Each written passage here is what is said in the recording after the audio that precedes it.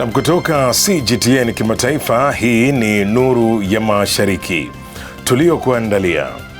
Mila za jadi zapata maarufu China kadri sikukuu ya mwaka mpya wa Kichina inavyokaribia. Na China yalenga kukuza sekta ya ujenzi wa meli za kisasa na rafiki kwa mazingira. Na China yaripoti kuimarika kwa ubora wa hewa na maji mwaka wa 2025. Kwa hayo na mengine mengi, karibu kwenye Nuru ya Mashariki. Jina langu ni Jacob Mogoa. Usiondoke.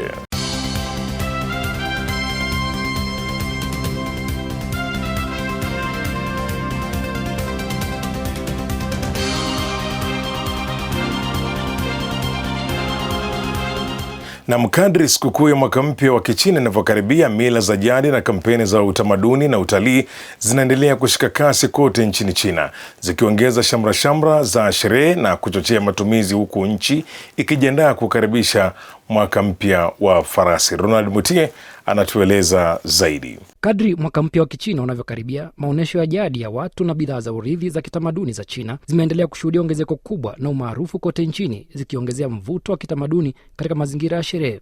Katika mji wa Xianin mkoani Hubei katikati mwa China, maonesho ya ngoma ya joka yameanza rasmi kwa mara ya kwanza mwaka 2026. Mila hii ya jadi ina historia ya zaidi ya miaka 270 na imekuwa ikiridhishwa kizazi hadi kizazi. Welcoming the dragon into our homes and having it stay for a while is our way of praying for a bountiful harvest and for everything to go smoothly in the coming year.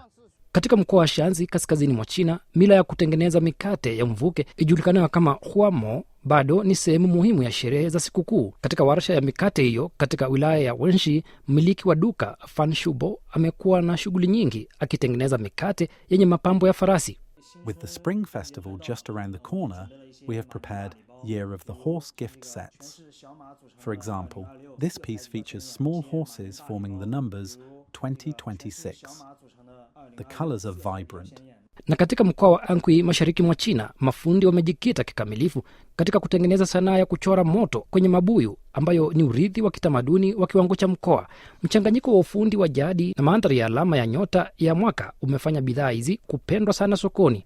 Kampuni hiyo tayari imepokea oda za vipande 300,000 huku ratiba ya uzalishaji ikiwa imejaa hadi mwisho wa Februari.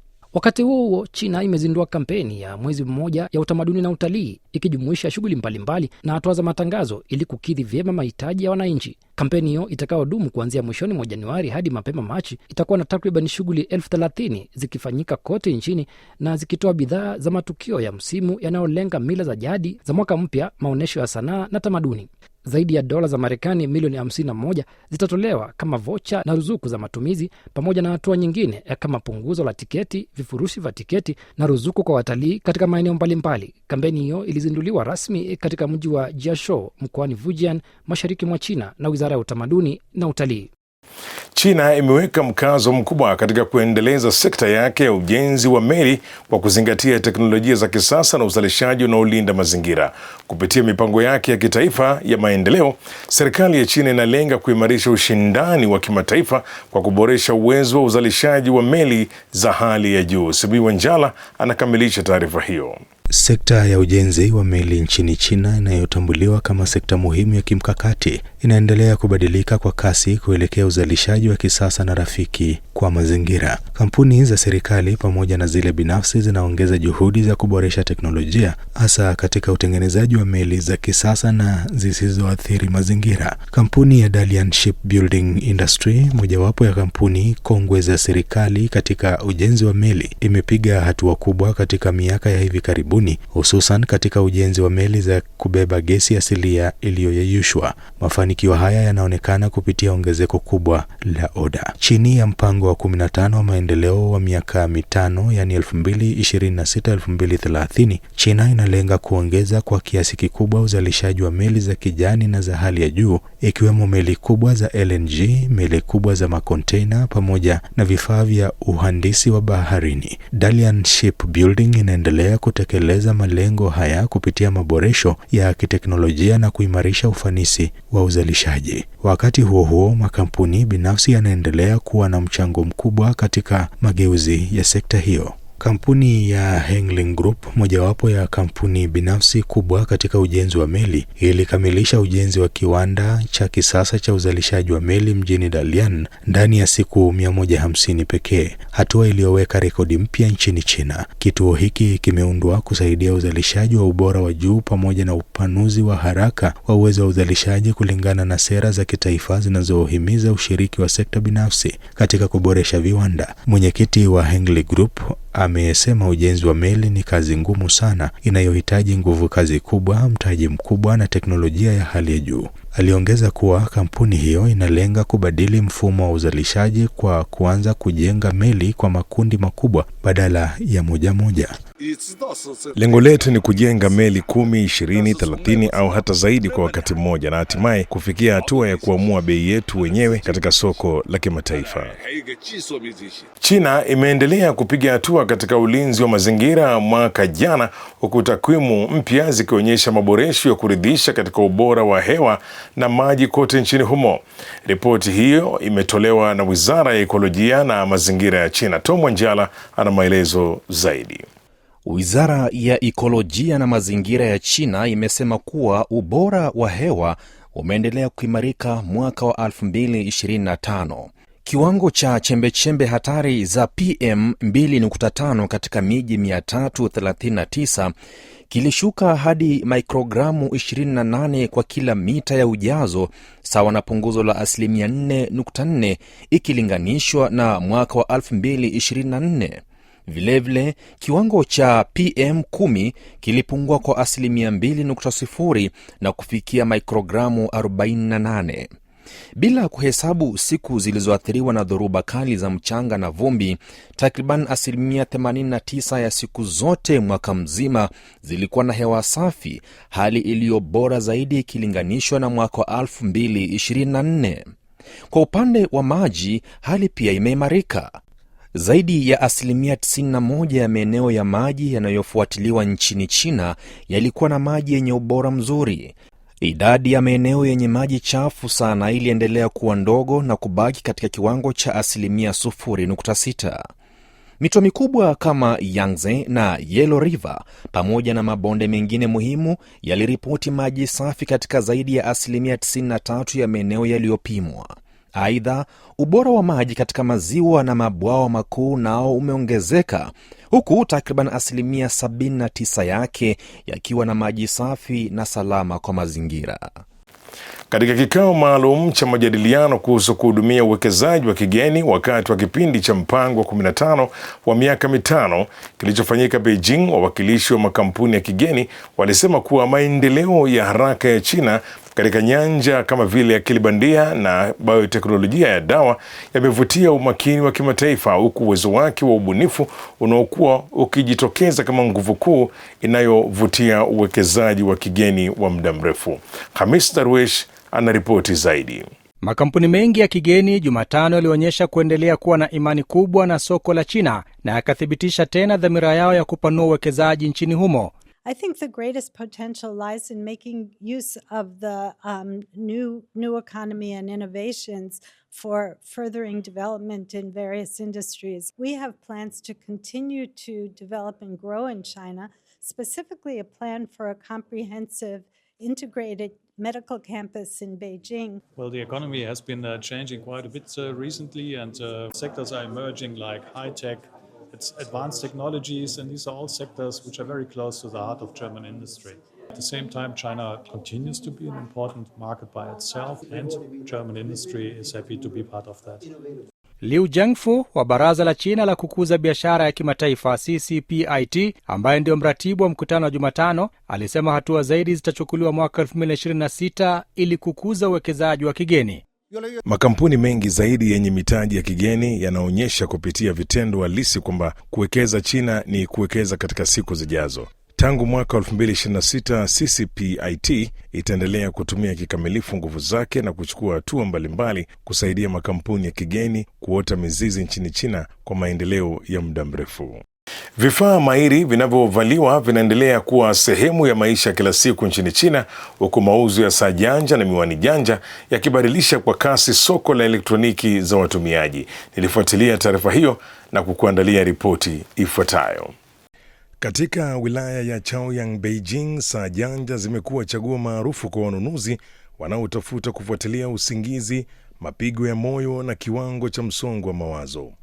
Wateja wengi wanasema wanatamani vifaa hivi viwe na uwezo zaidi wa akili bandia ili kuwasaidia kuwasiliana kwa kina au kutekeleza kazi ndogo kwa urahisi. Mara nyingi hutumia saa yangu janja kufuatilia usingizi, mapigo ya moyo na kiwango cha msongo wa mawazo. Mbali na saa, miwani janja inayotumia teknolojia ya mifumo mikubwa ya AI pia inaingia sokoni, ikibadilisha sura ya vifaa vinavyovaliwa. Watumiaji wanathamini urahisi wake, hasa kazini, wakisema miwani hiyo inaweza kutumika kama vipokea sauti na ina uwezo mkubwa zaidi kuliko matoleo ya awali. Vifaa mahiri vinavyovaliwa vimepitia mageuzi makubwa, vikihama kutoka kuonyesha tu takwimu hadi kuwezesha mwingiliano wa moja kwa moja na mtumiaji. Kadri aina hizi za bidhaa zinavyoboreshwa kwa kasi na mahitaji ya watumiaji yanavyozidi kuwa tofauti, wazalishaji wanalazimika kuharakisha mzunguko wao wa ubunifu katika muundo wa kazi na usanidi wa vifaa.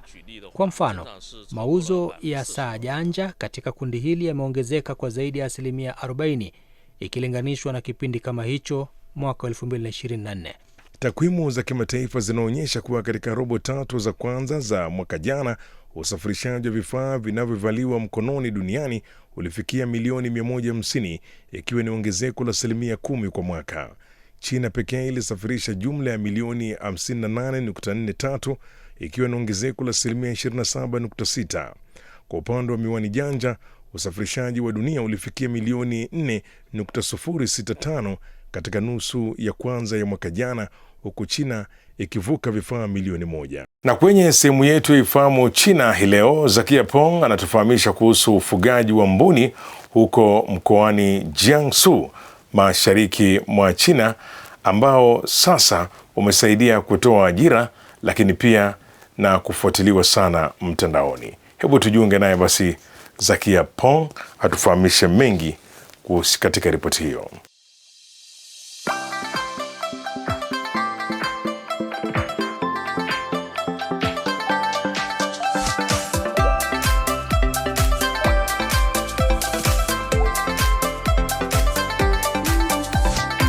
Mambo na karibu katika kipindi cha Ifahamu China. Mimi ni Zakia Peng. Mwanamke anayefuga mbuni amepata umaarufu sana mtandaoni kwa kufuga ndege hao na kutoa fursa za ajira kwa wanawake katika jamii yake. Amevutia mashabiki wa mitandao ya kijamii kwa kutangaza moja kwa moja mfululizo wa matukio ya kuvutia yanayohusiana na ufugaji wa mbuni na kuuza vifaa vya kufutia vumbi vinavyotengenezwa kwa manyoya ya mbuni. Zhang Yun, aliyejulikana kama Tuo Feifei ama mbuni wanaoruka, katika mtandao wa kijamii wa Douyin, ana wafuatiliaji zaidi ya 7.2 kwenye jukwaa hilo aliowapata kwa kushirikisha safari yake ya kufuga mbuni mjini Suqian, mkoa wa Jiangsu, mashariki mwa China. Safari ya Zhang ilianza mwaka 2018 wakati yeye na mume wake walipofungua ukurasa wao kwenye mtandao huo wa kijamii ili kushirikisha uzoefu wao katika ufugaji wa mbuni. Hatua ambayo awali ilipokelewa kwa mashaka na wanakijiji wa huko ambao hawakuwahi kuona ndege hao wa fahari sehemu nyingine yoyote zaidi ya kwenye filamu fupi za wanyama wa porini. Mwanzo walishirikisha uelewa wao kuhusu ufugaji wa mbuni, lakini jambo hili halikuvutia sana wafuatiliaji. Licha ya changamoto za mwanzo, maudhui yanayowekwa na Zhang kwenye ukurasa huo yalipata mabadiliko chana mara alipoweka video ambayo alikuwa amebeba kabichi karibu na kundi la mbuni anaofuga. Video hiyo ilisambaa haraka sana kwenye mtandao na kuvutia mamilioni ya watu kuitazama. Umaarufu huo katika mtandao wa jamii ulimfanya Jan kutafiti fursa mpya za biashara, hususan za manyoya ya mbuni. Jan sasa anafanya matangazo ya moja kwa moja mtandaoni karibu kila siku. Kawaida kuanzia saa 7 mchana hadi saa 11 jioni, na mauzo ya jumla kupitia mtandao yanachukua karibu 80% ya kipato chao. Licha ya mafanikio yake katika ujasiriamali, biashara ya Jan imekuwa na athari kubwa chana kwa jamii yake.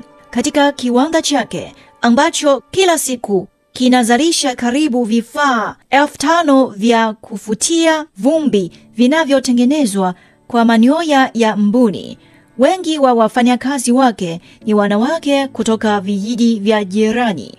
Haya, kwa leo kipindi hiki kinaishia hapa.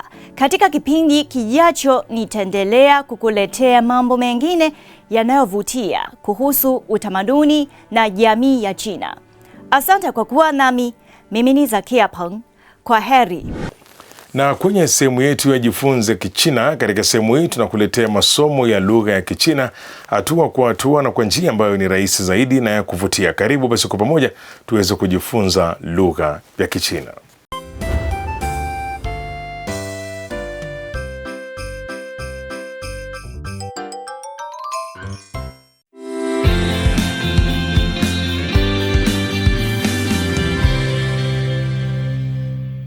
Mambo, karibu katika darasa la Kichina la YCT.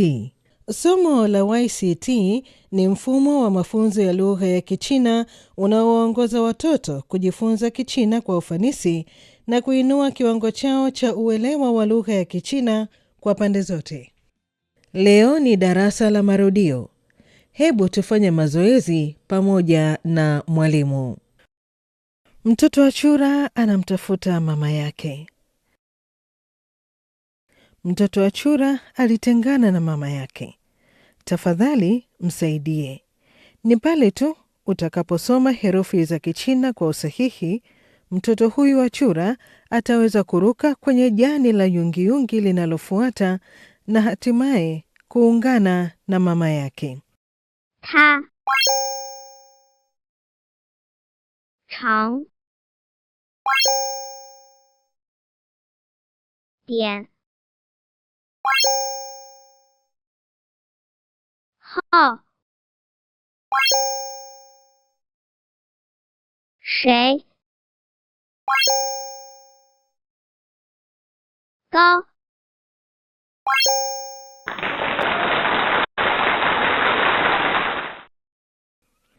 Treni za herufi za Kichina. Kuna herufi ya Kichina kwenye kila behewa la treni. Tafadhali chagua puto la pinyin inayolingana na herufi ya Kichina. Puto litaruka na kurudi kwenye treni kwa kila jibu sahihi.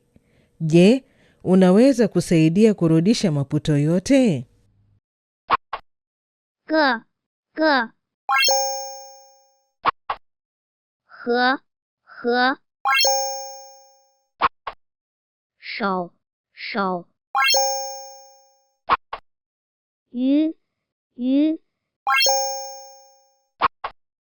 cui cui chi chi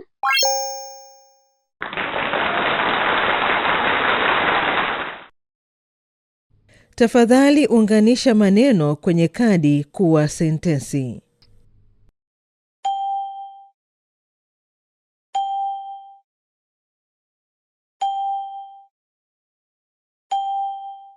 Ni ge ge duo da?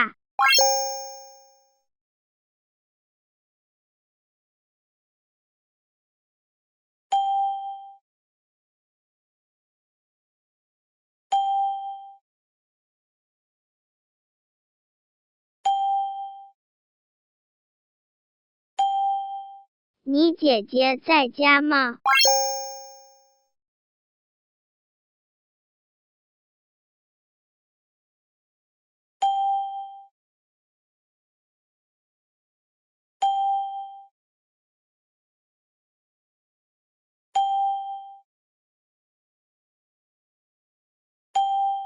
你的鼻子真长。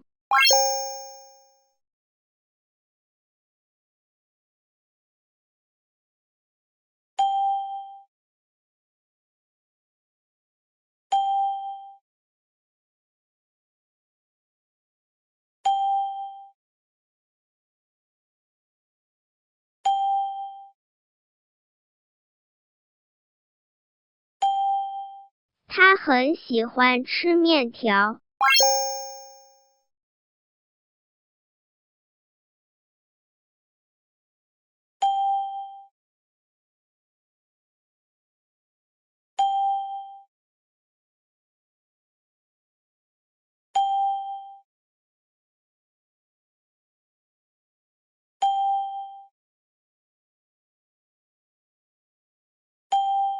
这是我的学校。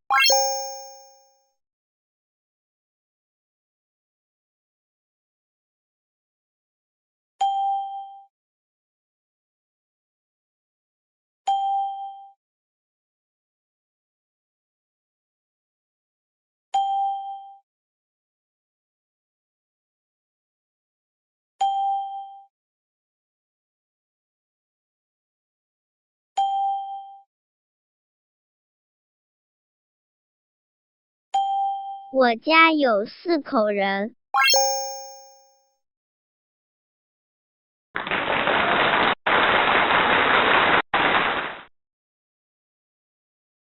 再见。Kufikia hapo ndipo ninapokamilisha makala haya ya Nuru ya Mashariki. Usikose kujiunga nasi tena juma lijalo sana wakati kama huu kwa makala mengine ya Nuru ya Mashariki. Kwa niaba ya wote waliofanikisha, mimi ni Jacob Mogoa nikisema shukran kwa kuwa nami. Kwa taarifa zaidi kuhusu China, unaweza kutembelea tovuti ya CRI Kiswahili na marafiki_CN kwenye Facebook. Pia unaweza kupakua app ya Cheche kwenye Google Play na Palm Store.